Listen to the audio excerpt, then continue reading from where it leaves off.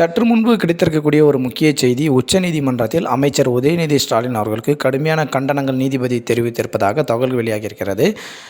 கடந்த 2 மாதங்களுக்கு முன்பு தமிழகத்தில் ஒரு நிகழ்ச்சி ஒன்றில் கலந்து கொண்ட உதயநிதி ஸ்டாலின் அவர்கள் சனாதனத்தை டெங்கு, மலேரியா கொசு போன்று முற்றிலுமாக ஒழித்து கட்ட வேண்டும் என்று பேசியிருந்தார். அப்போதே அது பரபரப்பாக பேசப்பட்டது, சர்ச்சைக்குள்ளானது. அது தொடர்பாக பாஜக மற்றும் இந்து அமைப்புகள் பல்வேறு மாநிலங்களும் பல்வேறு நகரங்களிலும் அவர் மீது வழக்குகள் தொடரப்பட்டிருந்தது. அந்த வழக்குகளை எல்லாம் ஒருங்கிணைத்து ஒரே மாநிலத்தில் தான் எதிர்கொள்ள விரும்புவதாகவும் அதற்கு உச்சநீதிமன்றம் அனுமதி அளிக்க வேண்டும் என உச்சநீதிமன்றத்தில் ஒரு மனு ஒன்றை உதயநிதி ஸ்டாலின் அவர்கள் தாக்கல் செய்திருந்தார்.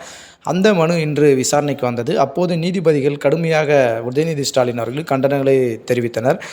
நீதிபதிகள் தெரிவித்ததாவது: உதயநிதி ஒரு அமைச்சர், அவர் ஒன்றும் சாமானிய மனிதர் அல்ல. பேசும்போது என்ன மாதிரியான தீங்குகளை உருவாக்கும் என அவர் எண்ணி பார்க்க வேண்டும். இது கூட உங்களுக்கு தெரியாதா? கருத்து சுதந்திரம் என்ற பெயரில் அரசியலமைப்பு சட்டத்தை பயன்படுத்தி துஷ்பிரயோகமாக பேசியுள்ளார். இது ஏற்புடையது அல்ல என நீதிபதிகள் தெரிவித்துள்ளனர்.